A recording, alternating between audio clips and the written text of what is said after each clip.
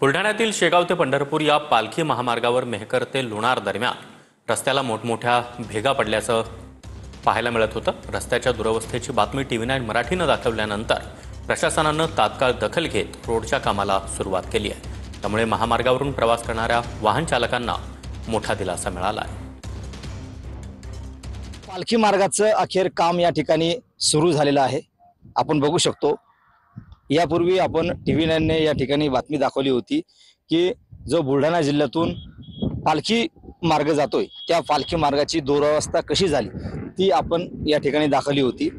या पालखी मार्गावरती मोठमोठ्या भेगा पडलेल्या होत्या, खड्डे पडलेले होते। अक्षरशः या पालखी मार्गाचं जे काम झालं होतं ते अतिशय निकृष्ट दर्जाचं झाल्याचा आरोप सुद्धा या मेहकर मतदारसंघाचे शिवसेना उद्धव ठाकरे गटाचे आमदार सिद्धार्थ खरात यांनी सुद्धा केला होता।